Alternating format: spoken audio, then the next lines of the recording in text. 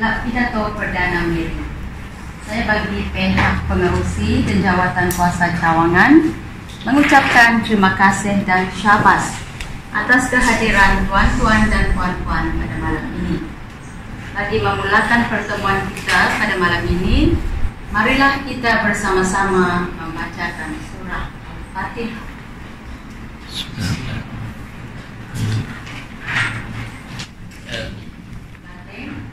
Seterusnya, tuan-tuan dan puan-puan mantan ahli PPP yang saya kasihi sekalian. Bagi memulakan majlis kita pada malam ini, saya dengan sukacitanya mempersilahkan pengerusi PPP Cawangan Negeri, Datin Rubiah, untuk menyampaikan ucapan dan secara ringkas memperkenalkan PPP kepada para tetamu kita. Silakan. Selamat malam semua. Hari ini tak ada banyak ucapan lah, supaya kita mula awal, kemudian habis cepat mungkin, so kita akan terus berlatih selepas ini. Cuma diharapkan semoga kehadiran kita tiap-tiap kali sisi maintain seperti inilah, apa yang ada usaha untuk datang untuk meramaikan lagi kita supaya lagi semangat kita berlatih. Oke, sekian, terima kasih. Sama-sama. Terima kasih kepada pengurusi kita. Malam ini kegiatan kita adalah rekan. Berikut adalah peranan dan tugas hari malam ini. Cepat, komplain. Terus.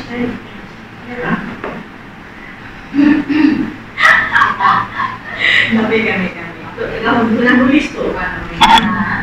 Beliau akan membimbing kita untuk aktiviti pada malam ini. Penilai akan dilantik dari kalangan ahli sebelum seseorang pemindato tampil menyampaikan ulasan. Penilai akan memberikan ulasan terhadap kekuatan dan kelemahan pemidato berdasarkan tugasan-tugasan kita. Dengan tepukan gemuruh, kita mempersilakan jurulatih kita, Puan Nurulisa. Silakan. Terima kasih. Yes.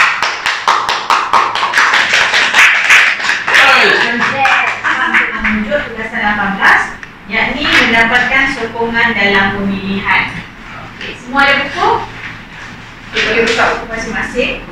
Di mana di akhir nanti, selepas saya menerangkan secara ringkas bagaimana kita nak membuat ucapan memujuk untuk tugasan 18 ni, kalau dilihat di bahagian 72 dan 73, di situ kita telah kita dikehendaki untuk menilai antara satu sama lain.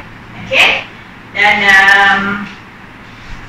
sebelum ni rasanya macam tak pernah lagi kita gunakan sepenuhnya buku ni. So kali ini kita gunakan sepenuhnya, di mana kita kalau boleh seorang menilai untuk seorang. Sebab semua ada buku ni kan? So kita guna seorang untuk menilai macam budi dari 1, 2, 3, 4, 5, 6. So kita macam undi, kita menilai siapa. So nanti buku itu dia serahkan kepada orang lain untuk dia tuliskan segala komen dan pandangan dekat dalam ni. Boleh? Okey. Baiklah, kita teruskan dengan secara ringkas apakah yang dikatakan dengan ucapan memujuk. Ucapan memujuk di sini kita faham dia mempunyai banyak ramai je lah. Banyak jenis, dia lebih kurang ada dalam 1, 2, 3, 4, 5, 6, 7 jenis ucapan, 7 tugasan bawah ucapan memujuk. Hari ini lebih fokus pada sokongan dalam pemilihan, berikutan daripada isu yang baru kita dengar, iaitu pilihan raya yang berlaku dekat Sabah yang membuatkan naiknya COVID-19 lagi sekali. Geram. Okey. So, apakah dimasukkan dengan soal dengan ucapan sokongan dalam pemilihan? Pada pandangan anda bagaimana? Puan Carol? Dalam pandangan anda, apakah dimasukkan dengan ucapan memujuk untuk pemilihan, sokongan dalam pemilihan? Apa yang difahamkan tentang sokongan, mendapat sokongan dalam pemilihan? Ucapan untuk mendapat sokongan adalah kita berucap untuk menyatakan apa kelebihan yang ada pada kita, kenapa penyokong perlu memberi support ataupun menyokong kita dalam ini. Supaya kita ni menjadi individu yang dipilih, bukan yang terpilih. So kita akan membuat satu ucapan di mana dengan ucapan dengan stage peringkat cara bagaimana kita nak buat ucapan ni akan memudahkan kita untuk kita tahu apakah isi kandungan. So kalau kita tak tahu dia punya intipati, isi kandungan, cara bagaimana nak buat ucapan, kita akan jadi blur dan sedikit confused dalam bahasa Melayu? Keliru. Sebab mana nak letak dulu, apa yang nak sampaikan kemudian dan bagaimana kita nak laksanakannya. So hari ini saya pasti semua dah sedia dengan ucapan masing-masing. Tapi berdasarkan apa yang saya ceritakan sekejap lagi, kita buat penimbang tara untuk selarikan apa yang kaedah yang dikongsikan dalam buku supaya memudahkan anda lagi untuk menyampaikan ucapan. Okay, ingat dalam menyampaikan ucapan, kita nak elakkan daripada terlalu formal sehingga kan kita seolah-olah seperti menghafal skrip. So apabila kita menghafal skrip, ia akan membuatkan keberangkalian yang tinggi untuk kita hilang apa yang kita nak sampaikan. Okey, sebab kita tak pasti apa yang akan berlaku sewaktu dalam penyampaian ucapan. So yang pertama ialah pengenalan tentang ucapan memujuk bagi mendapatkan sokongan dalam pemilihan. Seperti yang saya tanya kepada Puan Carol, tujuannya adalah untuk menarik undi. So fokus tugasan ini seolah-olah kita dalam proses pemilihan. Tak kisah pilihan raya kecil, pilihan raya besar, dalam mesyuarat agung kan selalunya kita buat perombakan balik untuk menentukan siapa AJK, siapa bendahari dan sebagainya kan, pengurusi YDP. So itu sewaktu dalam proses pencalonan, penamaan calon, dan setiap calon akan diberi masa untuk meraih undi masing-masing. Jika ini dalam proses yang betul lah. So sewaktu diberi masa untuk meraih undi itu, masa itulah kita buat ucapan ini. Okey? Di mana kita kena pasti bahawa ada 3 kelompok pengundi. Contoh jika kita calon, di hadapan kita ada 3 jenis kelompok. Apakah kelompok yang pertama? Nyapang tegar. Yes.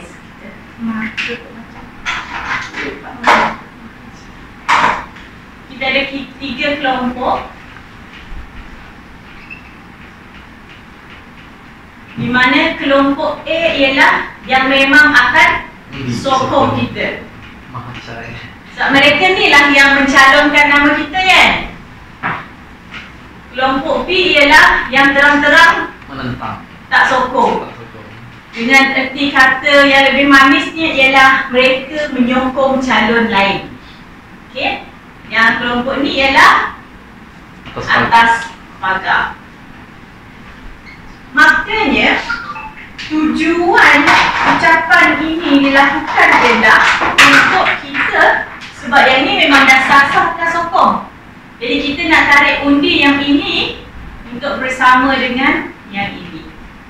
So maksudnya bila kita buat ucapan tersebut, kita target kepada kelompok C. So bagaimana? Apakah perkara yang patut kita lakukan, cara-cara yang patut kita ikut untuk membantu kita dalam melaksanakan ataupun menyampaikan ucapan mendapatkan sokongan dalam pemilihan. Di sini dikongsikan 7 perkara. Okay, perkara pertama yang diperlukan untuk kita buat ialah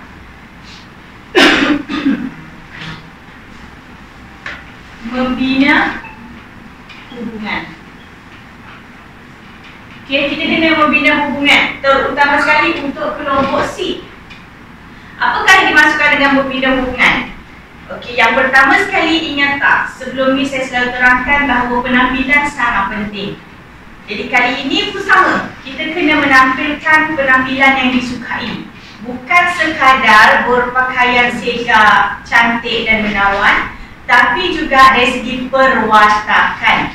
Mestilah benda yang orang suka. Okey, yang pertama ialah penampilan disukai. Yang kedua ialah kita menghargai. So maksudnya bila kita naik sahaja ke hadapan pentas, kita mengucapkan Assalamualaikum. Ingat kita buat apa dulu? Apa khabar? Sebelum apa khabar? Oh, pause. Di sini kita buat apa? Anchor dulu, kita pause dulu. Kita ambil nafas, okey. Kita bawa ke tenang, kita tengok sekeliling, kita senyum. Kemudian baru kita ucapkan Assalamualaikum warahmatullahi wabarakatuh. Sebutan ingat, ya. Kita mengurusi sebutan satu persatu. Jangan Assalamualaikum warahmatullahi wabarakatuh. Kita elakkan. Kita kena satu persatu dan sebutan kenalah jelas. Dan kemudian kita menunjukkan penampilan yang menarik dari segi pakaian kita dan perwatakan kita. Dan perwatakan yang paling senang ialah dengan senyuman. Kita mulakan dengan senyuman. Dan yang kedua, kita menghargai. Terima kasih kepada semua rakan-rakan yang bersama dengan saya hari ini. Terima kasih kerana telah mencalonkan saya. Terima kasih. So kita buat penghargaan. Okay? Penghargaan kepada mereka, terutama sekali mereka yang telah menganjurkan majlis. Penghargaan di mana kita boleh masukkan yang menganjurkan majlis,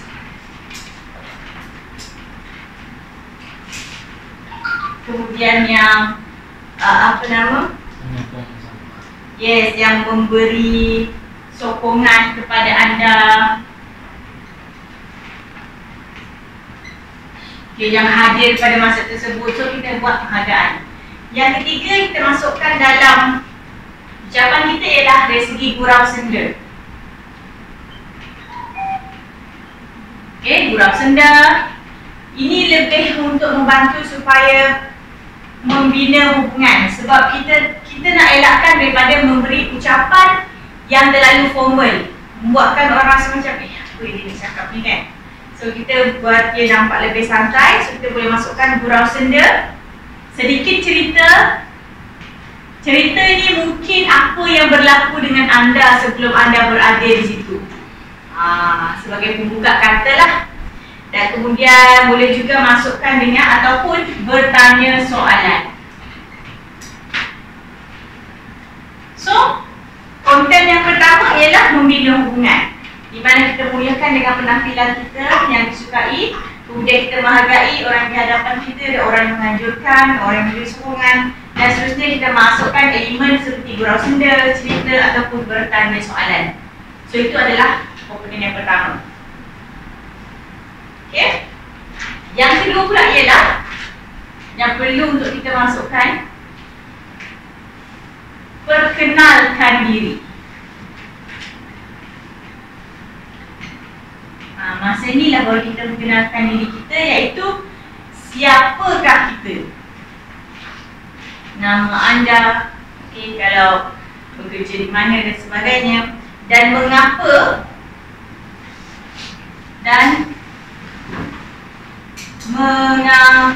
mengapa anda ikut serta dalam pemilihan. Okay. Dan mengapa anda ingin bertanding lah. Itu yang pertama. Selepas anda mengenalkan diri, beritahu nama saya ialah Rulisa binti Poli. Boleh kenali saya sebagai Lisa Poli. Saya bertugas sebagai jurulatih sepenuh masa di bawah company saya sendiri. Kenalkan diri lah. Saya, lepas tu dia beritahu mengapa. Saya rasa berbesar hati kerana mengikuti pemilihan ini. Apa lagi nak beritahu? Kerana saya rasa inilah peluang untuk saya kembali berbakti setelah beberapa lama saya menjadi ahli di dalam kelas pidato perdana, di mana saya lihat peranan saya dan kelebihan yang saya ada. So sinilah kita masukkan kekuatan. Okay. Kelebihan yang saya ada boleh membantu meningkatkan lagi karisma dan kredibiliti KPP sehingga ke peringkat global. So contohnya, kita beritahu kenapa. So seterusnya kita explain, kita terangkan, bagi tahu juga, kongsikan apakah kekuatan kita. Okay? So untuk tahu kekuatan ni, kita kena kenal pasti siapa diri kita dahulu. Adakah kita seorang yang ramah, seorang yang sukakan cabaran, seorang yang sangat mementingkan prestasi. So benda-benda begitu. So kita beritahu apakah kekuatan. Dan yang ketiga, pencapaian. Okey, apakah pencapaian yang telah kita capai? Sama ada pencapaian itu berkaitan dengan kelab atau persatuan ataupun apa yang kenapa kita dipilih, kenapa kita dicalonkan, ataupun pencapaian-pencapaian lain. Yang penting pencapaian-pencapaian ini berkait rapat dengan peranan ataupun jawatan yang kita nak bertanding tu.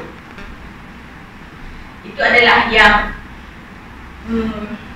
kedua. And then untuk bonus, paling menarik jika anda boleh selitkan pencapaian yang anda buat bersama dengan rakan-rakan. Maksudnya bukan kita seorang, kita bersama dengan orang lain. Sebab di sini tujuannya ialah untuk kita menampakkan kita sebagai seorang pemimpin yang boleh bekerjasama dan berwibawa. Sebab tak ada orang yang suka dengan pemimpin yang sendiri kan. So kita kongsikan pencapaian yang pernah kita buat di mana kita bersama-sama dengan orang lain. So poin yang ketiga pula ialah wawasan. Wawasan yang dimasukkan di sini lebih kepada apakah yang anda nak capai. Maksudnya bila anda dipilih, terdapat benda yang anda nak capai. So sasaran ataupun matlamat tak perlu banyak. Letak maksimum 3 pun dah cukup. Okey, tak perlu banyak. Kita beritahulah. Dan pastikan dia berkaitan dengan jawatan yang kita bertanding tersebut. Dan seterusnya, masalah ataupun isu yang dihadapi. Okey, kalau kita lihat benda ni, dia mesti berkaitan dengan sasaran. Sebagai contoh, saya bertanding untuk nak berebut kuasa dengan Puan Ruby lah sebagai pengurusi KPP Miri. Okey, so sasaran saya ialah nak memperkenalkan lagi KPP Miri sehingga kan ke peringkat sekolah menghantar student mereka untuk ikut KPP Miri. So itu sasaran saya. Di mana masalah yang saya nampak, kebanyakan pelajar-pelajar di sekolah dan IPT, mereka tidak betul-betul bersedia dalam bercakap di khalayak ramai. Di mana mereka lah generasi yang akan meningkatkan lagi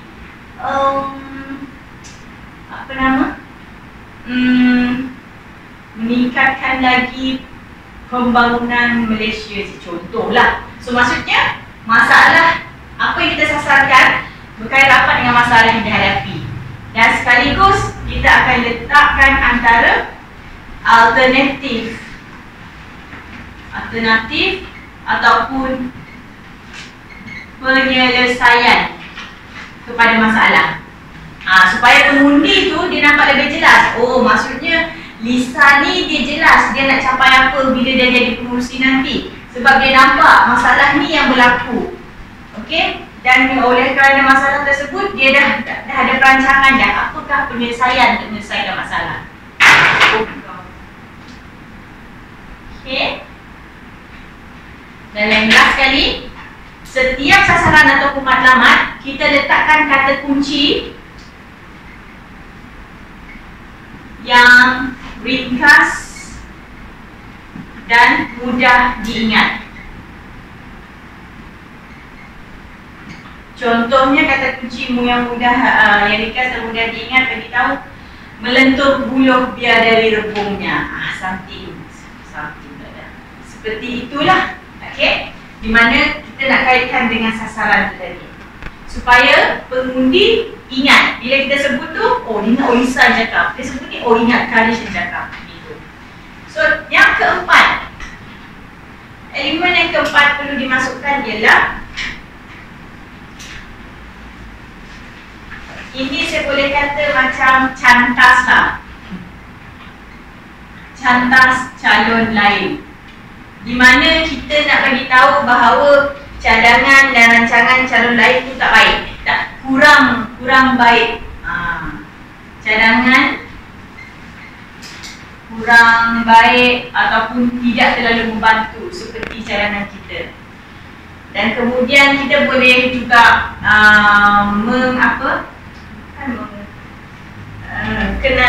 kita kenal pasti apa kelemahan calon yang lain, tapi pada masa yang sama kita menunjukkan kelebihan lebih lagi daripada calon tersebut. Contohlah, calon yang bersama dengan saya ialah Puan Caroline. Puan Caroline jenis yang malu-malu kucing bila bercakap. So maksudnya saya kena menjadi orang yang lebih berani. Maka kita kenal pasti apakah kelemahan calon lain.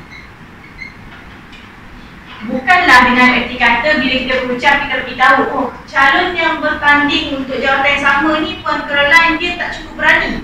Oh tidaklah kita kata begitu. Tapi beritahu mereka seolah-olah macam saya yakin saya seorang yang lebih berani berbanding Puan Caroline dalam menentang isu-isu ni. So bukan kita nak beritahu dia tak tu Nampak kan beza Tapi yang ini, puan-puan ni tak semestinya kita masukkan sekaligus sama dalam kita punya ucapan. Yang penting puan-puan yang asas macam 1, nombor 2, nombor 3, nombor 4 saya tidak suka yang 44 ni nak cantas calon lain. Biarlah dia lah bagus ke tak bagus kaki dia Ni kalau politik ni memang betul lah Kalau aku memang taklah. Okay. Yang kelima pula ialah dia lebih kurang macam yang ini kita kenal pasti kelemahan calon lain. Tapi yang kelima ni kita kenal pasti kelemahan diri sendiri. Tapi kita tak beritahu dia. Cuma kelemahan saya ialah tak. Kita tak beritahu. Ini lebih kepada kita simpan sendiri. Okay? Ini lebih kepada persiapan ucapan. Tapi bukan dimasukkan dalam ucapan. Yang keenam ialah penggulungan, di mana yang keenam kita akhiri ucapan kita undilah saya, dan kita buat rumusan kita ulang balik kita punya apa dia panggil slogan ke moto ke moto slogan moto. So kita ulang benda ni lah.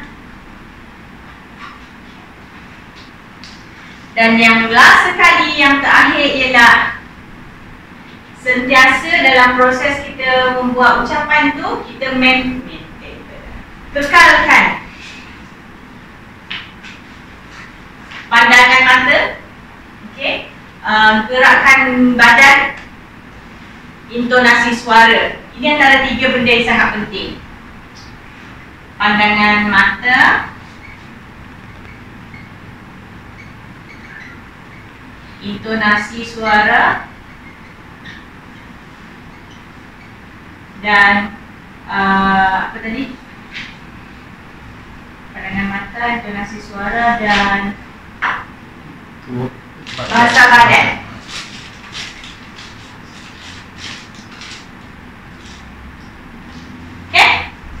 Baiklah.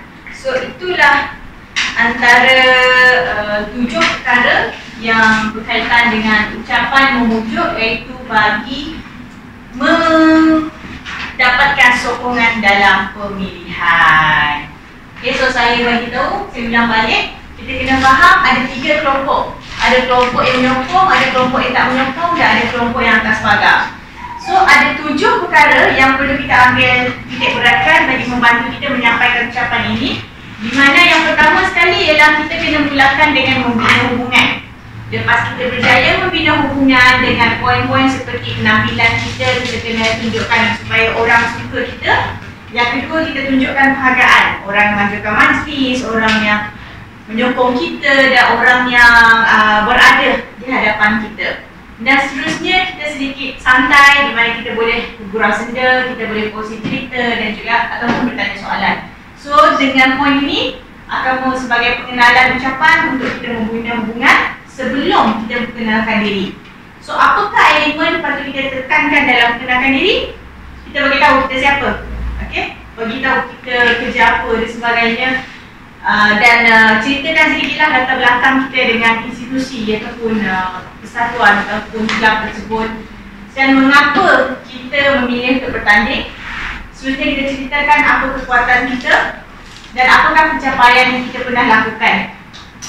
Bonus di mana kita ceritakan pencapaian yang kita buat bersama-sama dengan orang lain, bukan kita seorang. Yang ketiga pula ialah selepas kita perkenalkan diri, kita beritahu wawasan. Sebab tujuannya kita nak orang undi kita. So kenapa mereka boleh undi kita? Sebab kita nak yang atas pagar ni mengundi kita juga. Maka kita kena bagi tahu 3 matlamat. Apabila kita dah dipilih nanti, ada 3 matlamat kita nak capai, maksimum 3, dan ia mesti berkaitan dengan masalah atau isu yang dihadapi. Dan seterusnya macam mana kita nak menyelesaikan masalah tersebut. So bila benda ni dah jelas, insya-Allah pengundi akan lihat dan dia rasa lebih yakin untuk memilih kita. Dan seterusnya yang terakhir sekali, pastikan setiap matlamat yang kita terangkan itu dia mempunyai kata kunci yang ringkas, mudah dan untuk diingati. Seterusnya yang keempat, ini boleh dipilih sama ada nak bagi tahu pun tak, di mana kita guna kaedah ni untuk cantas calon lain supaya kita nampak lebih hebat daripada calon tersebut. Yang kelima, kita kena pasti kelemahan diri kita sendiri sebelum kita berucap. Apakah kelemahan anda? Contohnya cakap laju, contohnya mudah sebut, macam saya sekarang mudah sebut ni. Dan kemudian apa lagi kelemahan? Tapi kelemahan itu tujuannya adalah untuk kita selindung supaya kita tak tunjukkan suatu kita berucap. Yang keenam ialah sebagai penutupnya, kita bagi rumusan, kita bagi tahu kita punya slogan atau motto dan seterusnya kita tutup dengan undilah saya supaya saya boleh mencapai, supaya kita sama-sama boleh memperjuangkan bla bla bla bla. Dan yang last sekali, kekalkan pandangan mata, intonasi suara dan juga bahasa badan. Okey, boleh? Tugasan tidak melebihi 12 minit, tapi kita buat macam biasa lah dalam 8 minit. 5 minit minimum 12 lah. 12. Mana jawab? Nak 12 ke 8? Kalau mesin kamar, boleh berhenti kan? Kalau mesin kamar boleh berhenti. Tapi make sure, pastikan bila dah loceng pertama tu kita dah buat penutup lah, baru kita berhenti. Jangan pula dah tekan loceng, okey sekian, terima kasih, pergilah saya. Tak habis lagi yang lain. Okey? Okey, so kita buat 8 minit, 5 minit loceng pertama. Okey. Yang kedua 7 minit, bukan. Dan yang ketiga ialah 8 minit. Okey, kita buat 8 minit Alright, so boleh buat undian dah. Okey, saya serahkan seterusnya kepada pengurusi majlis. Terima kasih diucapkan kepada jurulatih kita, Puan. Sekarang tibalah masa yang dinantikan sesi ucapan daripada para ahli. Bagi memulakan sesi latihan ucapan ini, saya menjemput pembidato yang pertama. Undi loh. Oh, undi. So, ya, untuk memanfaatkan pemahaman, saya cadangkan supaya yang pertama antara dua orang dilatih. Ayo. Aku jadi dong. Ronisa atau Harisa. Supaya sebagai ini contoh pedoman lah untuk Boleh saya boleh. Itu dia. Ya. Banyak lah awalnya.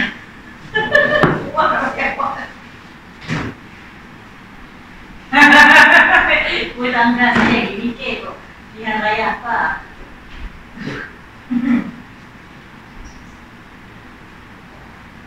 Marilah mari kita mengundi. Lagu. Jangan lupa kewajiban pada negara. Anda ingat lagu ini? Ya. Kalau dulu lagu ini sentiasa berkumandang di jorong-jorong radio dan TV apabila berlakunya musim pilihan raya, seperti mana yang baru berlaku di negeri Sabah. Assalamualaikum warahmatullahi taala wabarakatuh. Tuan-tuan dan puan-puan, terima kasih saya ucapkan kerana berada di sini pada malam ini. Malam ini kita akan membuat pemilihan untuk Ketua Cawangan Parti Pesaka Bumi Putra Bersatu Sarawak, yaitu PBB Cawangan N73 Piasau. Berikan tepukan kepada anda sendiri kerana hadir pada malam ini. Mengundi nampaknya remeh, terlebih lagi kepada golongan-golongan masyarakat bumi.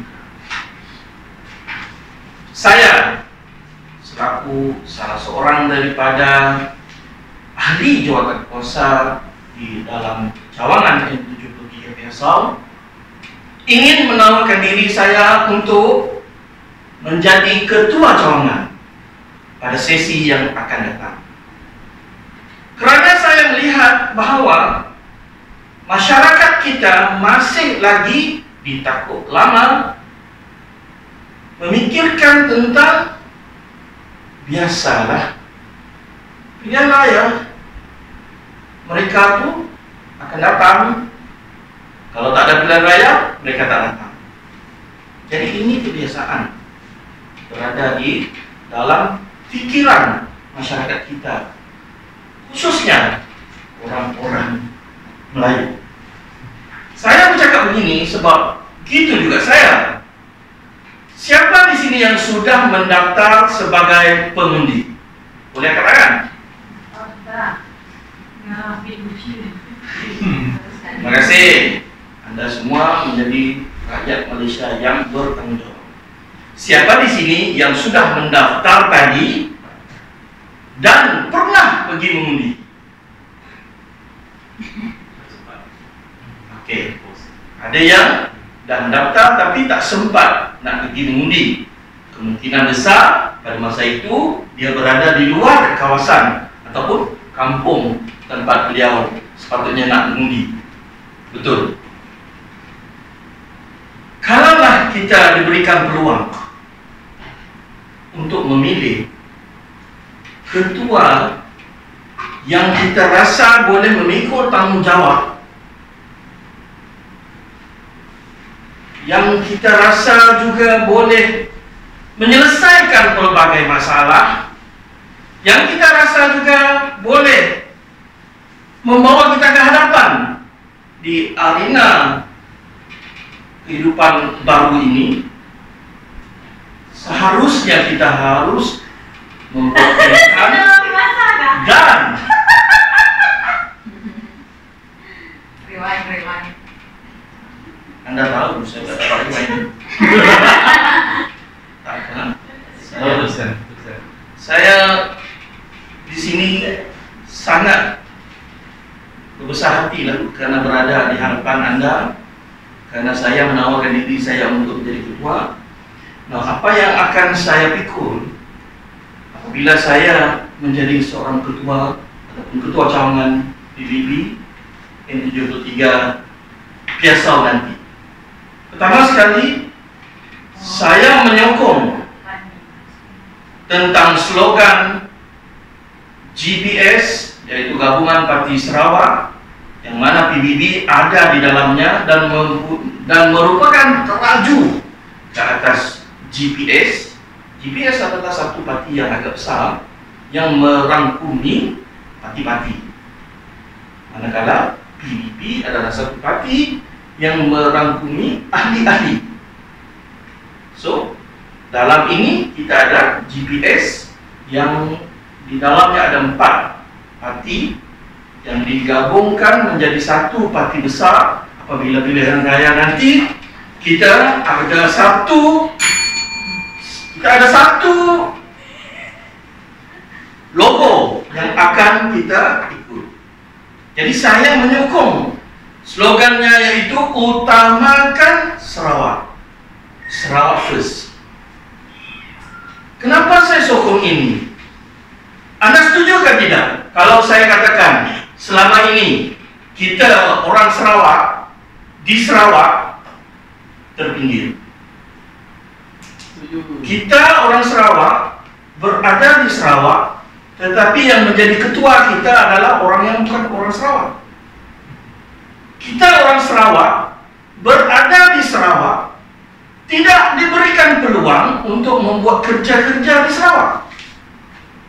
Manakala itu orang-orang kita pula, anak-anak kita terpaksa lari ke negeri lain. Jadi ini yang saya sokong dan saya akan pegang, yaitu utamakan Sarawak. Yang kedua, saya juga bersetuju dengan Ketua Menteri, yaitu Abang Johari, yaitu dia akan memikul tanggungjawab untuk memelihara, mendapatkan semula Malaysia Agreement 1963, MA63. Segala kelebihan yang kita ada di sana, lebih-lebih lagi berkaitan dengan ekonomi, yaitu yang Anda tahu, kita di bumi kita ini kaya dengan minyak dan gas. Jadi saya sokong untuk saya pegang kepada MA63, dan akhir sekali yang ketiga adalah digital. Saya setuju bahawa sekarang kita berubah ke alam digital. Tanpa digital kita rasa agak kekok sekarang ni. Tak dapat pula kita nak buat sesuatu. Tuan-tuan dan puan, saya menyuruh untuk anda menyokong apa yang akan saya pegang ketiga-tiganya tadi, yaitu utamakan Sarawak, MA63, dan juga digital dari segala segi maupun ekonomi dan juga sosial. Jadi bersama-samalah kita meningkatkan lagi PBB M73 Piasau, dan undilah saya sebagai ketua cawangan PBB anda yang akan datang, insyaAllah. Terima kasih. Assalamualaikum warahmatullahi wabarakatuh. Terima kasih diucapkan kepada YB Haris kita, kaki beliau sebentar tadi. Okey, seterusnya kita menjemput pemidato yang kedua adalah Encik Hazim dengan topiknya pemilihan pengerusi KRT Taman Bahagia. Kita silakan.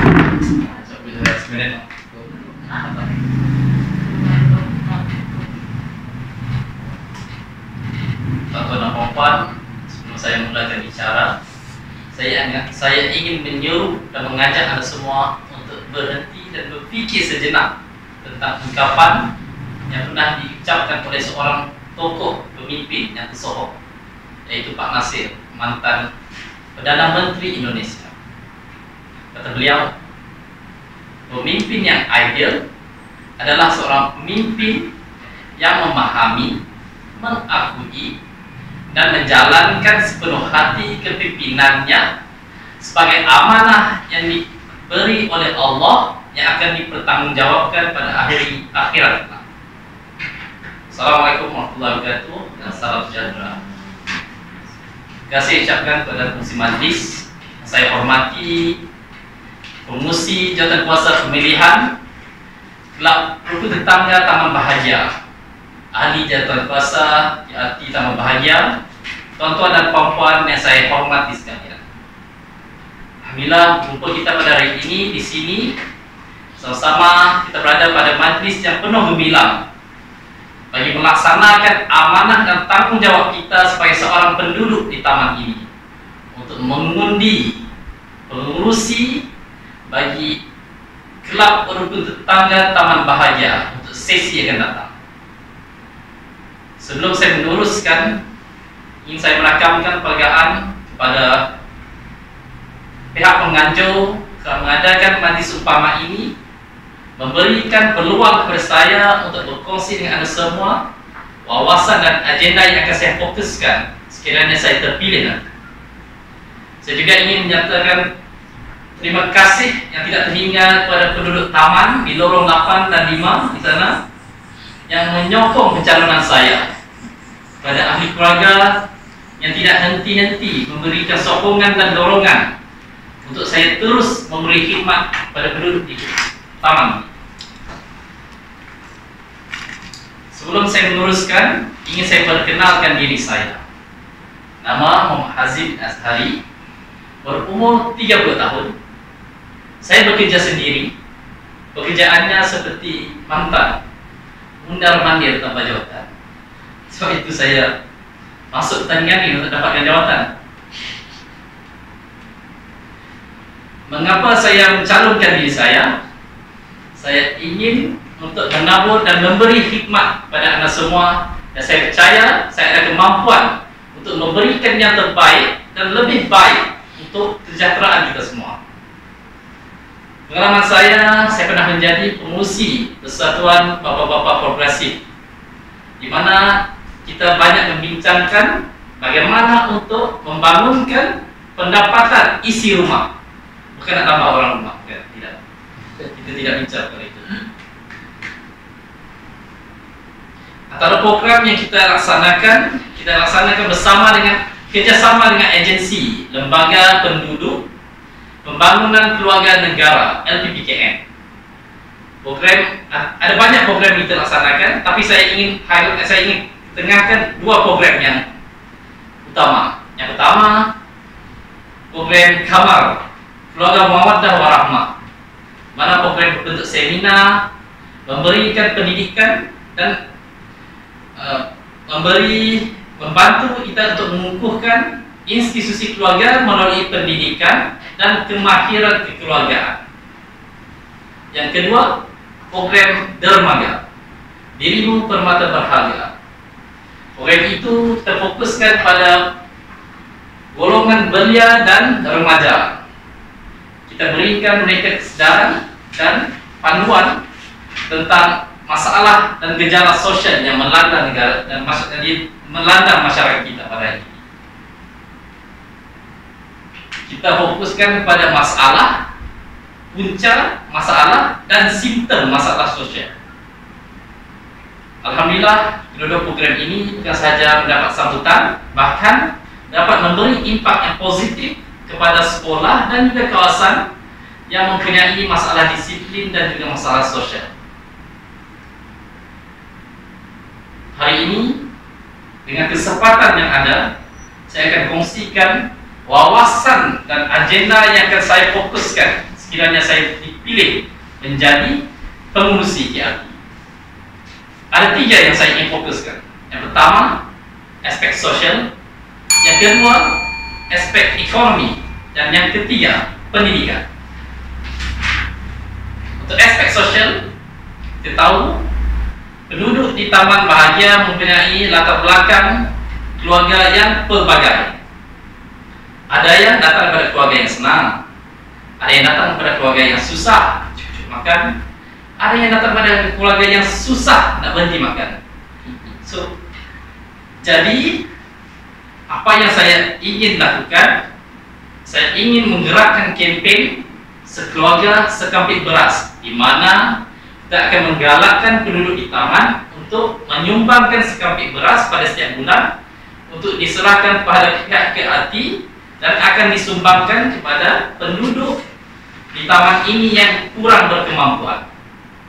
Selain itu, kita juga akan melaksanakan program bantuan untuk membeli kelengkapan dan peralatan anak-anak sekolah yang akan memulakan persekolahan pada tahun hadapan bagi mereka yang tidak berkemampuan. InsyaAllah saya harap program seperti ini akan dapat membantu meringankan beban mereka. Yang kedua, aspek ekonomi. Siapa tahu pada tahun 2020 kesangkakan negara kita akan mencapai wawasan 2020, namun dilanda satu bencana yang memberi kesan kepada satu dunia, yaitu wabak COVID-19.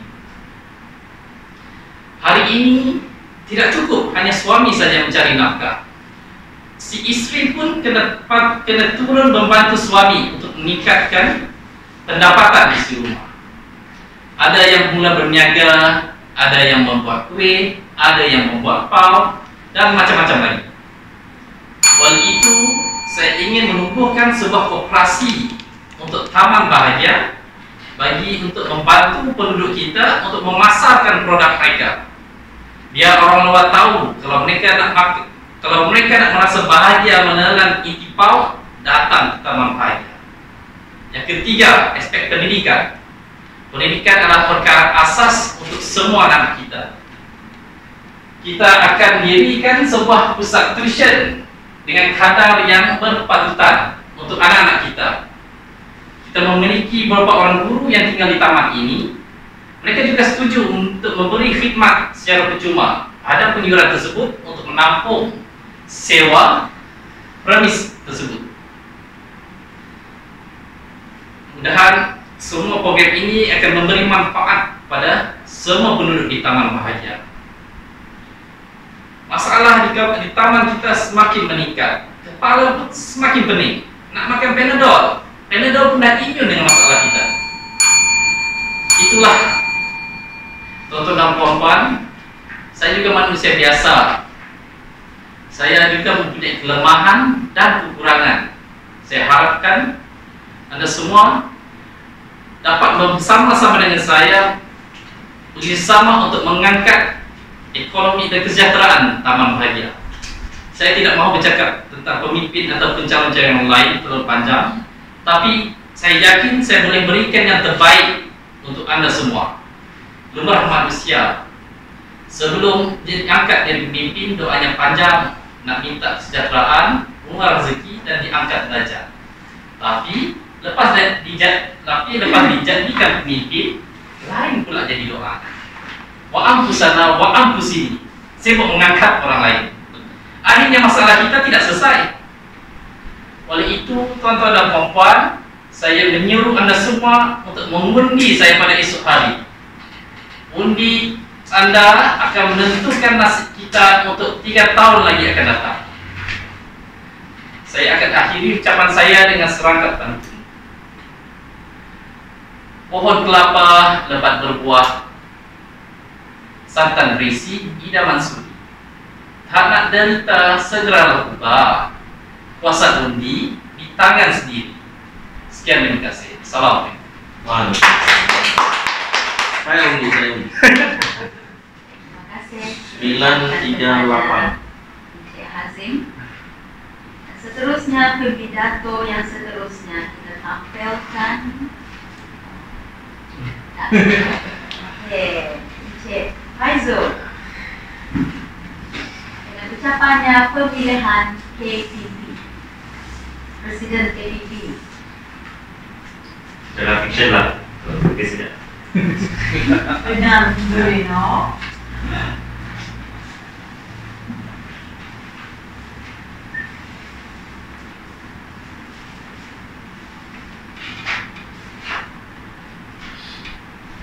Assalamualaikum warahmatullahi wabarakatuh dan selamat petang.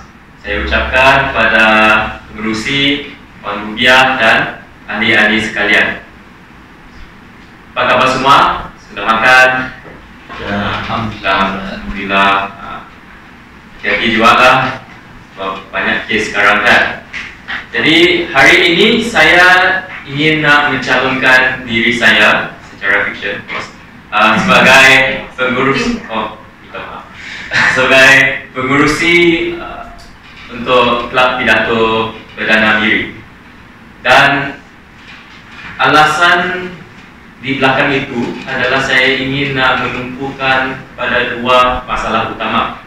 Pertama, seperti yang pernah dikatakan oleh Puan Lisa, iaitu dekat sekolah banyak orang lagi belum ada kemahiran berkomunikasi. Kedua juga, yang masalah kita dapat nampak adalah bahasa Melayu tidak diguna secara berluas. Sebab dulu waktu saya di sekolah, itulah waktu saya paling banyak guna bahasa Melayu. Tapi waktu kat rumah saya guna bahasa Melayu versi lain, bahasa Melayu Sarawak. Di bahasa Melayu formal tu kurang sudah selepas SPM. Dan ini adalah perkara yang amat amat penting untuk kita atasi. Jadi pertama sekali sebelum saya nak bercerita apa yang saya nak lakukan, bagilah saya untuk nak mengenalkan diri sendiri. Saya dilahir di Miri, dan sekarang dan selepas saya dilahir di Miri, saya pun pergi ke Kuching sebab ibu bapa saya berhenti kerja kat Miri dan pergi ke Kuching. Dan sekarang pun saya dah kembali ke Miri untuk kerja di syarikat oil and gas, di syarikat minyak dan gas. Dan sebelum ini saya pun juga banyak aktif dalam penglibatan tertentu. Seperti saya sekarang terlibat dalam satu inisiatif yang bernama Undi Sarawak, yang menyambut apa yang disarankan oleh Encik Karis untuk menyarankan, menzahirkan semangat untuk mengundi untuk pilihan raya yang akan datang. Dan selain itu juga saya pun sekarang tengah dalam proses untuk menubuhkan sebuah organisasi bernama Engineers Without Borders Sarawak Chapter. Tapi sebelum itu pada mulanya kemahiran komunikasi bukanlah sesuatu yang saya mahir. Sebagai contoh, apabila saya dalam tingkatan 5, saya dilantik sebagai drum major untuk pancaragam di sekolah St. Joseph Kuching.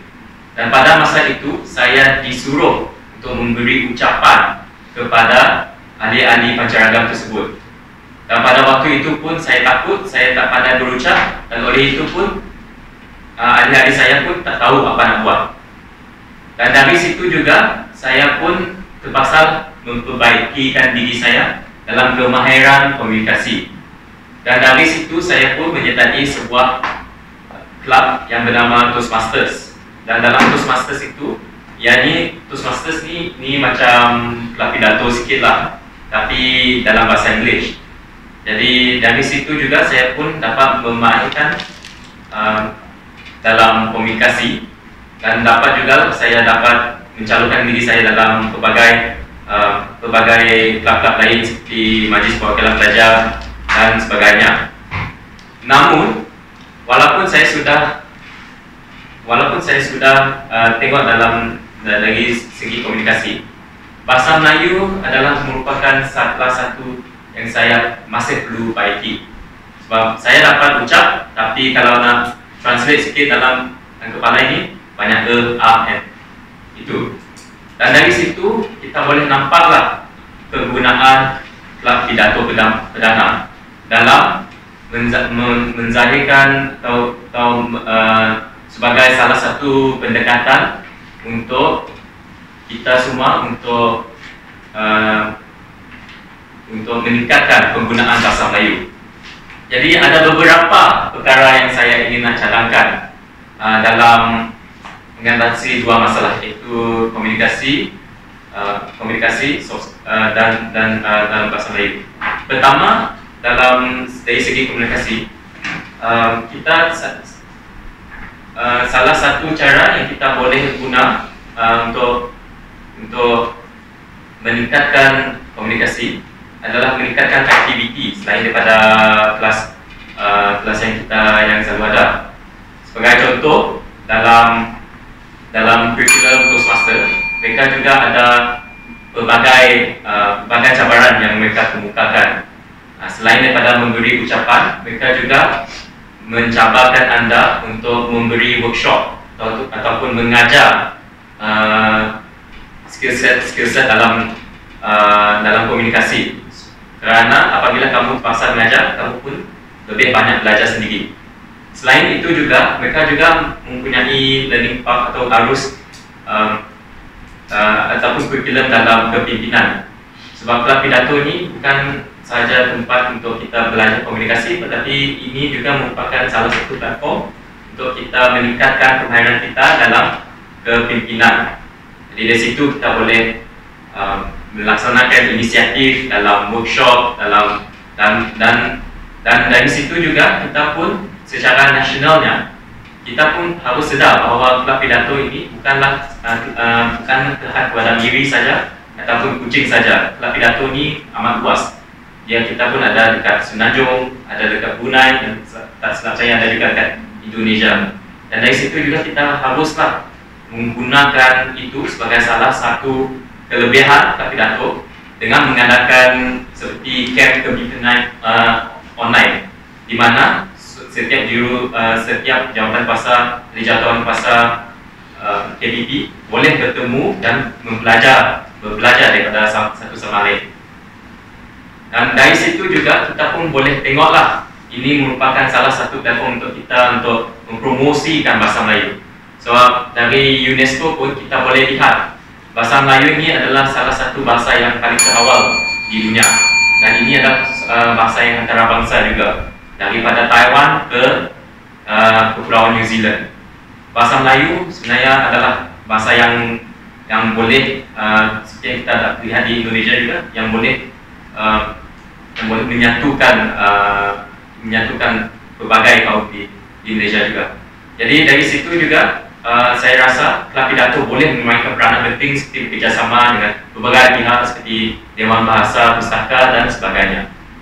Jadi secara kesimpulannya, walaupun saya belum lagi mahir dalam bahasa Melayu dan belum mahir sangat dalam berkomunikasi dalam bahasa Melayu, namun saya faham terhadap perasaan orang yang berminat dalam menyertai kelab pidato, sebab mereka adalah orang yang inginlah memperbaiki diri dalam aspek-aspek itu. Oleh itu, saya rasa saya dapat saya ingin mewakilkan diri, so saya faham apa yang mereka hadapi. Sekian, terima kasih. Terima kasih ucapkan kepada Cik Faizul. Puan Rupiah, James, persilakan. Dengan tajuknya pemilihan Presiden Persatuan Guru Pembimbing.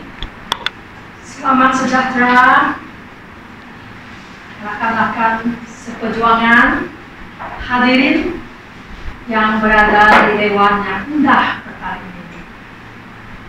Terima kasih diucapkan kepada penganjur Majlis sepetang bersama bakal Presiden. Terima kasih saya ucapkan kepada guru-guru yang hadir di Dewan yang indah petang ini.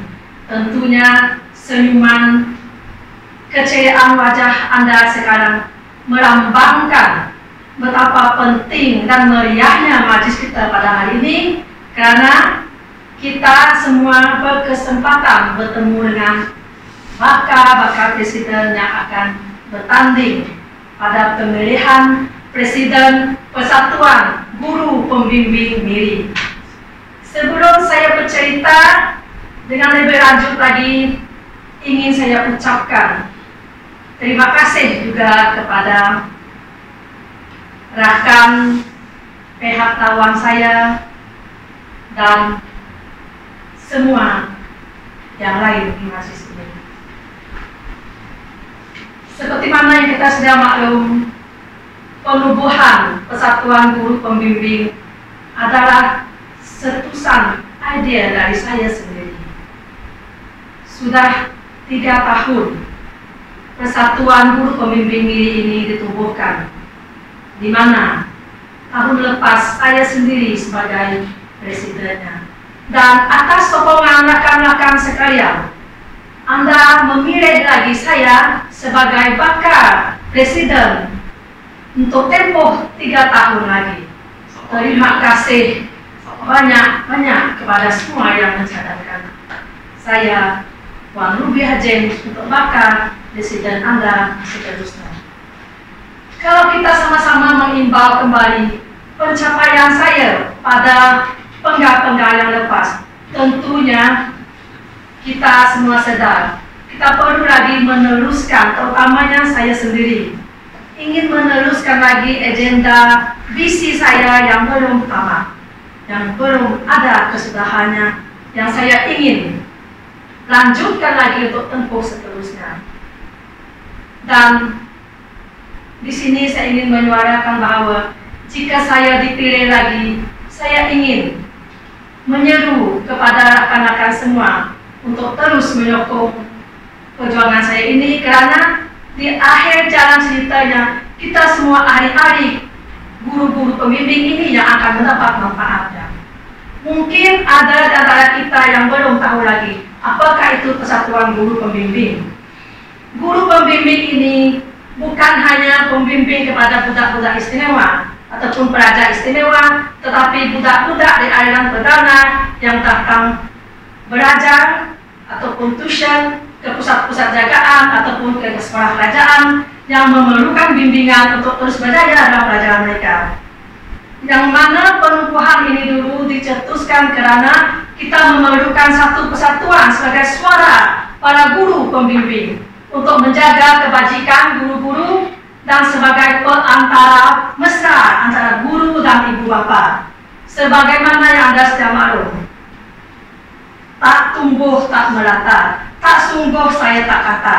Anda dapat melihat betapa hubungan erat antara saya dengan guru-guru di pusat pemulihan community, di pusat-pusat jagaan istimewa, sama ada pihak swasta ataupun kerajaan, dan guru-guru pendidikan khas dan juga guru-guru di sekolah aliran perdana.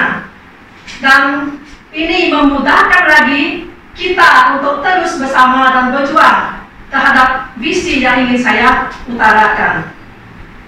Satu lagi, saya ingin menyuruh dan memberitahu kepada Anda yang menyokong saya bahwa pilihan Anda adalah tepat, karena saya akan teruskan lagi, yaitu usaha kita, terutamanya untuk menjaga kebajikan ahli yang mungkin menghadapi masalah dengan ibu bapa ataupun dengan majikan. Kita sebagai seorang rasmi kepada kerajaan akan membagikan cadangan, karena kalau tiada persatuan, suara kita tidak akan didengar oleh pihak kerajaan ataupun ibu bapa.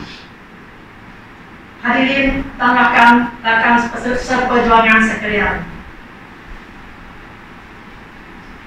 di sepanjang 3 tahun lepas, kita Persatuan Guru Pembimbing telah berjaya mengadakan banyak bengkel dan memberi perkhidmatan tuition percuma kepada pelajar-pelajar kita, di mana kita secara sukarela mengadakan kelas tuition kepada pelajar dan bimbingan pada budak-budak istimewa tanpa kita mengharapkan apa-apa balasan daripada ibu bapa dan pihak sekolah. Semoga usaha murni kita ini akan diteruskan dari semasa ke semasa, dan saya berjanji akan memberitahu segala ahli persatuan yang lain supaya walaupun kita memberi perkhidmatan percuma, tetapi di satu hari nanti mungkin kita akan meminta sedikit bantuan, bukan saja untuk diri sendiri, tetapi kita akan mencari dana untuk membantu pusat-pusat jagaan, pusat tuition yang di bawah badan bukan kerajaan. Dan kita bukan hanya memberi tenaga percuma, tetapi kita harap kita juga akan mendapat satu kepuasan sebagai seorang pendidik yang memang ada sebakti dalam sanubari kita. Silakan seperjuangan semua.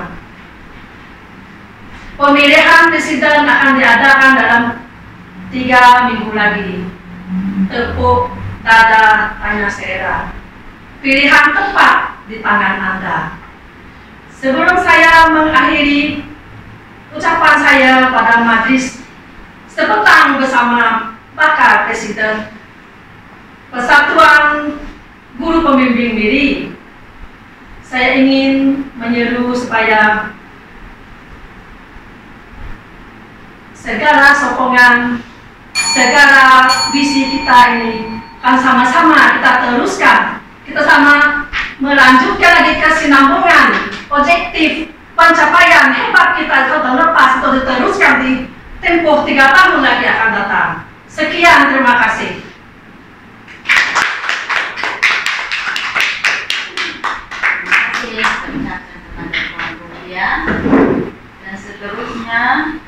Silakan. 15.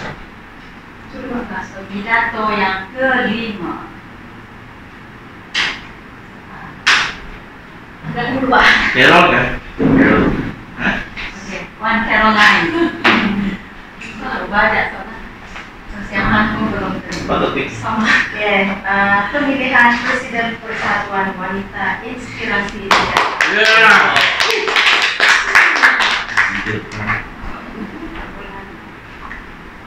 Terima kasih kepada pengacara majelis yang berbahagia, Datin Rupiah James, selaku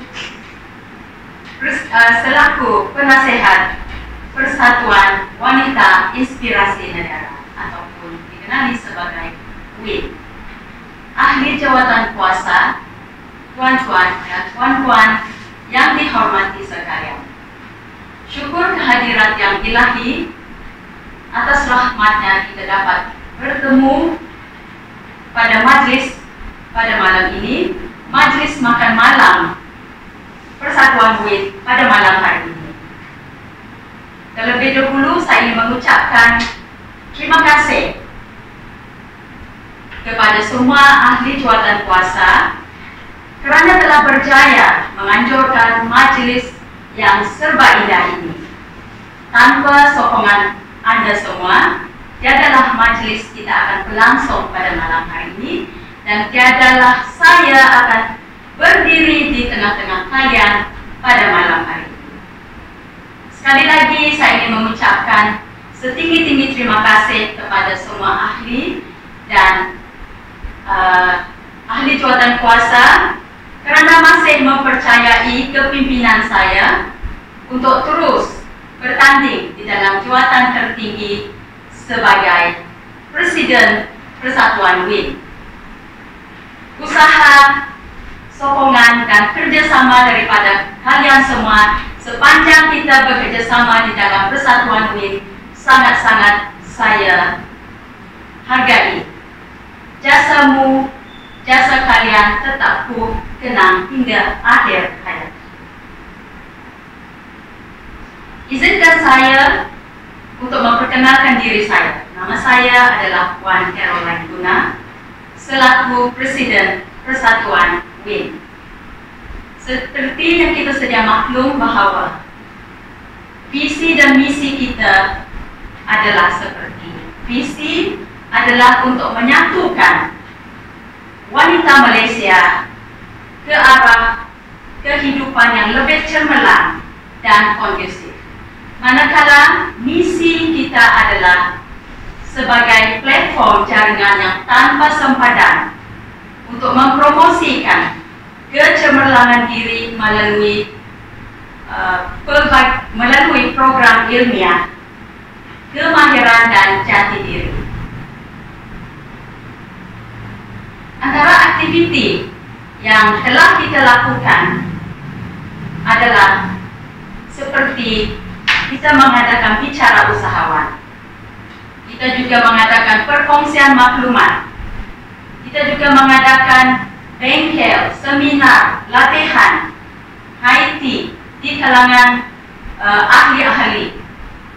Melalui program yang seperti ini, ianya berupaya untuk memperkasakan wanita Malaysia dalam bidang keusahawanan, kemahiran dan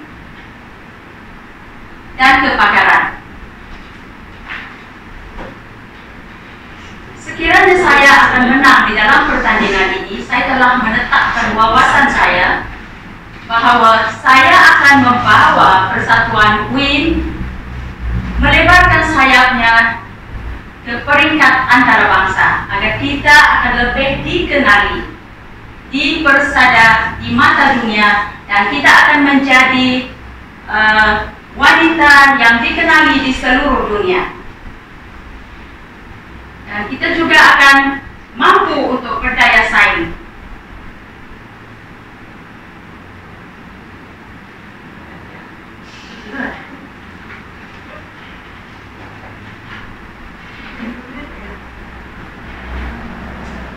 Itu adalah merupakan wawasan saya, Dan ada beberapa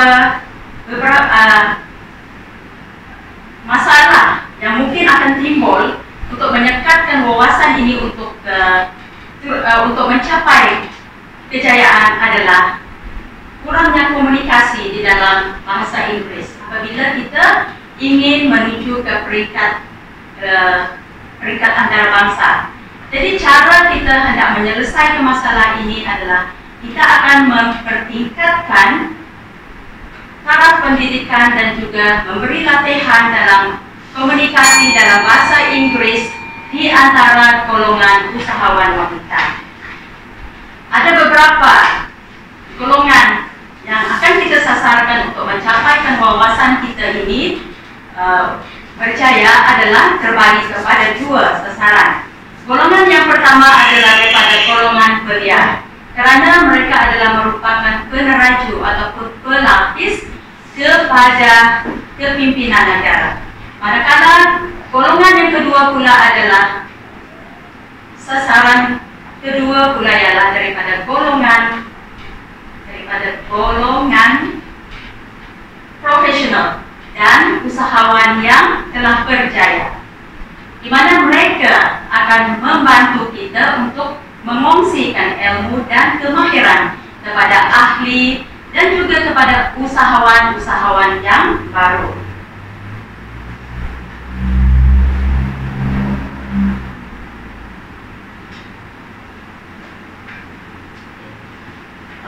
Seperti mana yang kita ketahui,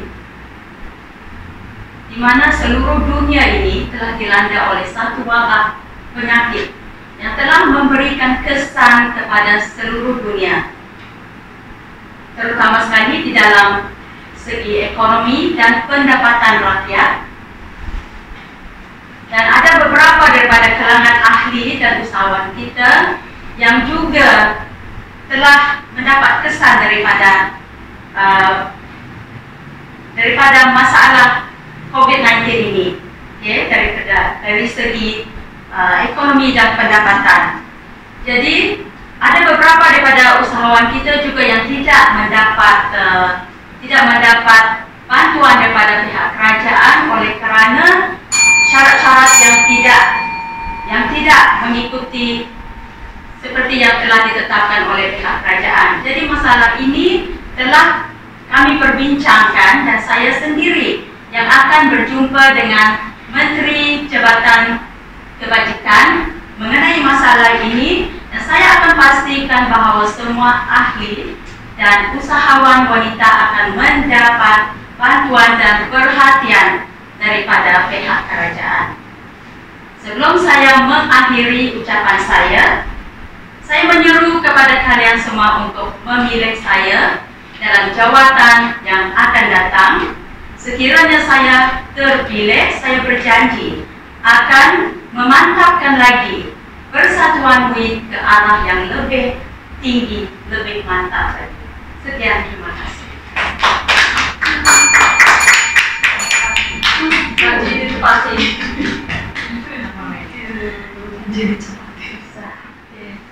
Seterusnya kita menjemput Puan Nurulisa dengan tajuk ucapannya pemilihan Ketua Sokongan Ibu Bapa SK Merpau. Silakan. Coba ya, hasil teman bagus sudah ya. Siapa saya? Siap bantu pemilihan Ketua Sokongan Ibu Bapa. Nah, jangan juga bisa. Allah merahmati. Assalamualaikum warahmatullahi wabarakatuh. Salam sejahtera, selamat malam, salam kasih sayang. Alhamdulillah, di sini saya berdiri kerana saya rasa sangat bahagia. Kerana saya rasa sangat suka. Jap, masa dah minum. Sebelum aku udah. Okey. Sekarang kejap. Kenapa dia tetap? Kenapa masa saya ambil? Okay. Berdiri saya di sini dengan rasa penuh bahagia, dengan rasa penuh gembira, kerana yang di hadapan saya adanya insan-insan yang sangat memberi sepenuh tenaga dalam menghasilkan program pada hari ini. Di mana hari ini kita bertemu untuk memilih siapakah calon yang layak menjadi ketua sokongan ibu bapa bagi SK Merbau. Alhamdulillah, di permulaan pencalonan nama saya, sungguh saya tak sangka. Hadirnya saya dalam kumpulan WhatsApp hanyalah sekadar seorang ibu kepada anak yang menuntut di darjah 1 di SK Merbau. Namun, saya terkejut kerana saya telah mendapat pelawaan, lamaran daripada guru bimbingan dan kaunseling di mana dia berkata, "Puan, boleh tak Puan menjadi salah seorang esko di dalam PIBG SK Merbau?" Saya pun rasa, kenapa perlu saya? Ini Puan Lisa kan? Saya Puan Lisa. Saya Cikgu Jen. Saya pun dah jadi peer. Kenapa ya? Saya tak sangka ada orang hebat. Terus rasa kembang hidup. Hebatnya aku. Di mana di situ saya rasa, baiklah, saya tak bersetuju kerana jawatan. Tapi saya rasa anak aku belajar di situ. Jika aku menjadi salah seorang AJK di bawah PIBG, mungkin ada sesuatu yang boleh aku sumbangkan.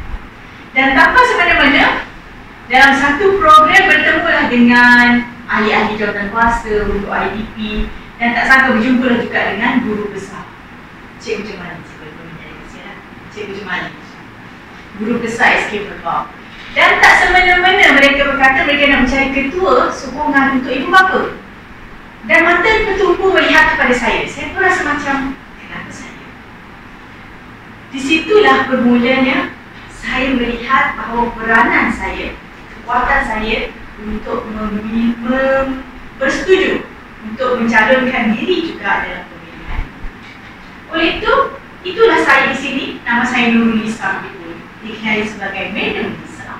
Saya bekerja sebelum masa sebagai seorang trainer, full-time trainer dengan izin di bawah company saya sendiri, bisnes perniagaan saya sendiri. Yang sebelum ini saya bertugas sebagai seorang pejabat awam di Institut Sukan Negara sebagai seorang pegawai psikologi sukan. Mana peranan saya pada ketika itu sebagai individu yang membantu meningkatkan prestasi sukan di negeri Sarawak yang merangkumi atlet-atlet pembangunan, elit dan juga sehingga ke peringkat antarabangsa.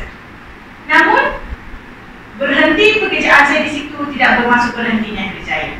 Dan kerana itulah, di sini saya berdiri untuk meneruskan perjuangan saya dengan menggunakan kelebihan yang saya ada untuk membantu anak-anak di sekolah SK Merbau dan juga menjadi perantara antara ibu bapa dan juga para pengurusan sekolah bagi meningkatkan lagi kredibiliti prestasi anak-anak SK Merbau dan juga prestasi SK Merbau itu sendiri.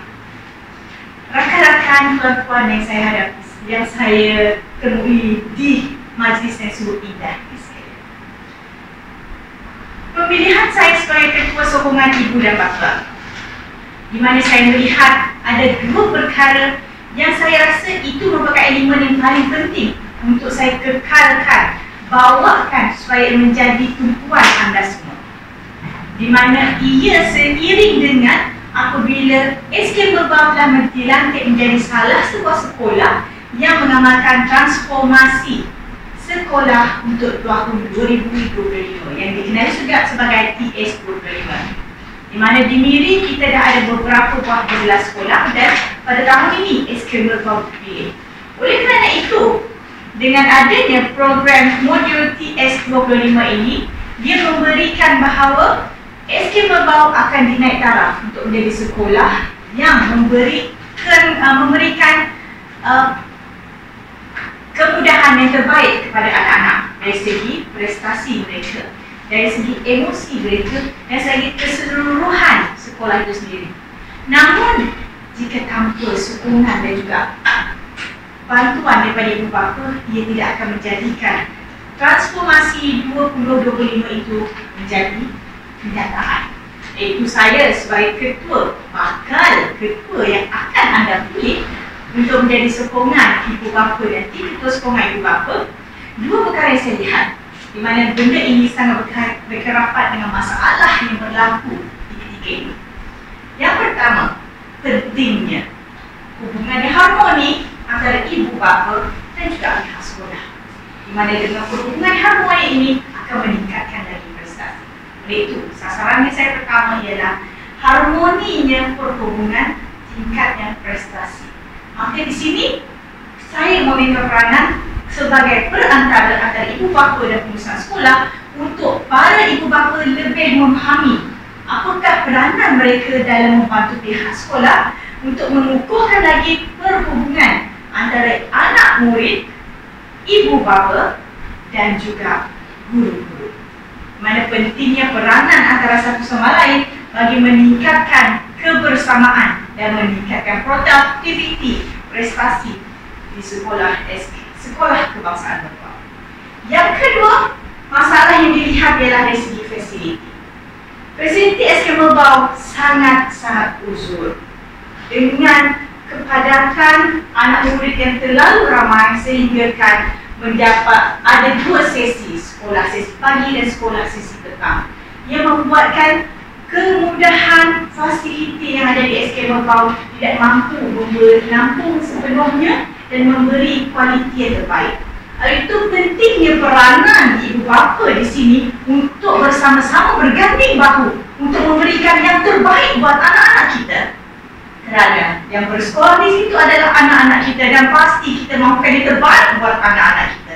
Namun, jika kita sendiri tidak tahu apakah yang berlaku di sekolah, maka ia akan menyukarkan kita untuk melihat apakah perkara yang boleh kita tarafkan supaya prestasi sekolah juga menaik, prestasi anak murid juga menaik, dan bersama-sama berkembangnya produktiviti sekolah dan juga produktiviti anak-anak. Maka di sini saya menyarankan kepada tuan-tuan dan puan-puan, kekuatan yang ada pada saya pantang bicara. Kekuatan yang ada pada saya akan berikan yang terbaik untuk semua individu yang bersama dengan saya. Namun saya tahu calon lain pasti ada cadangan-cadangan mereka yang bernas. Namun dengan apa yang ada pada saya yakin saya boleh memberikan yang terbaik kerana pencapaian saya sebelum ini, saya memiliki hubungan yang cukup baik dengan kerajaan negeri sehingga ke peringkat kebangsaan, di mana bagaimana saya berdedikasi dalam menghasilkan atlet ke peringkat antarabangsa, berkemungkinan besar SK Merbau juga boleh terkenal sehingga ke peringkat global. Oleh itu, sebagai penutup, maka undilah saya kerana inilah peluang untuk saya berbakti bersama-sama dengan anda dalam memberikan yang terbaik buat anak-anak kita dalam meningkatkan produktiviti sekolah dan juga produktiviti anak murid. Assalamualaikum warahmatullahi wabarakatuh dan undilah saya, Lisa Kun. Lisa. Oke, dah selesai. Terima kasih kepada pemidato kita yang terakhir dan yang terhebat, Puan Nurhaliza. Sangat ceracik Pak Puan. Ya, begitulah tamatnya sesi latihan dan ucapan mendapatkan sokongan dalam pemilihan pada malam ini. Dengan sukacitanya saya menjemput sekali lagi juru latih kita Puan Nurhaliza memberikan tulasan keseluruhan pada malam ini. Duduk ya. Silakan tulasan.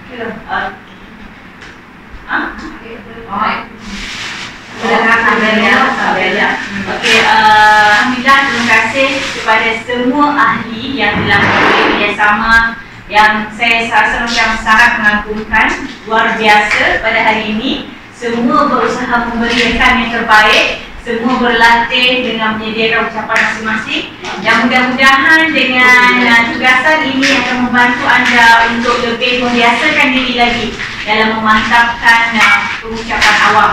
Ingat, untuk sekarang ini kita macam Puan Rupiah, Faizul, Caroline akan pergi ke tahap 2. Betul? Masuk tahap 2 nak?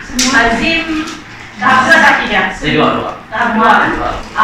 Saya dengan Tarif tahap 3 kan? So kita gunakan tugasan ini bukan sekadar untuk kita menyiapkan tugasan, Tapi kita gunakan tugasan ini untuk kita membiasakan diri dengan kaedah-kaedah yang kita pelajari. Okay, saya nampak tadi tugasan semua lakukan dengan sangat cemerlang. Walaupun kita berdua bergoreng ya. Kita goreng pisang, goreng cucuk pedas.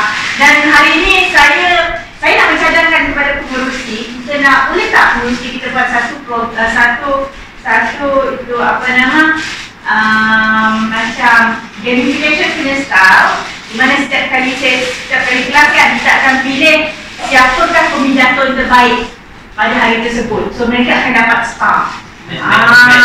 So bila dah cukup star tu, kita akan bagi hadiah. Okay. So sebab kita mulakan terus hari ni lah, nanti kita siapkan kita punya poster dan sebagainya. So hari ni saya tak tahu lah yang lain sokong tidak, tapi saya sangat saya nampak yang menyinar lah dari segi tugasan dia adalah Hazim lah. Sangat kan? Dari Hazim bagaimana dia menyampaikan, kalau tak lihat dia saya terus terang nak kata Ayam pun betul. kan, memang YB. Kalau kita tak tengok dia, tapi kalau saya nak dengar suara memang cukup mantap. Cuma yang perlu dipertingkatkan lagi bagi Hazim ialah dari segi bahasa badan. Bahasa badan dengan riak muka, itu je. Kalau suara dah mantap, maksudnya kalau kita letak Hazim dekat bilik sana, pakai mic, kita dengar senyum, wow. Tapi jangan tengok muka. Kalau tengok muka dia macam, sebab Hazim dia punya kelebihan ialah memang dia hafal skrip. Dia hafal skrip. Dia mesti ingat benda tu. Kalau dia tak ingat, dia memang akan Benny. Island kan? Dia kena hafal manual. So biasalah baginya. So hari ni saya nak mencadangkan menghadiahkan satu star kepada Hazim. Okay? So yang lain yang saya boleh kata tugasan mana cukup mantap, cuma Hazim nampak lebih menyelah. Itu sahaja. Dan satu lagi, semua memang ikut masa yang telah ditetapkan, walaupun goreng-goreng sikit macam kita berdua kan. Dan yang paling penting macam saya ingatkan tadi ialah sentiasa praktis kaedah-kaedah. Sebab saya masih nampak banyak kaedah yang banyak diulang, macam sebagai contohnya penongkat kata, berdiri teguh, bergerak yang bergerak, yang benda tu yang perlu diperbaiki lagi. Yang lain dah cukup mantap. Saya rasa itu sahaja daripada saya, dan kita berjumpa lagi untuk sesi yang akan datang. Terima kasih semua. Terima kasih kepada Tuan Islam atas ulasannya.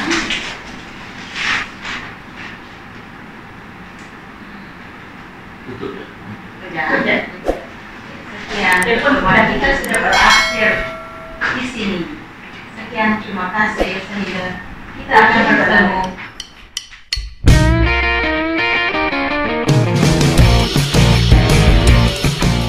Terus jambu. From Miri. Ya Rabbi. Jangan lupa subscribe channelnya.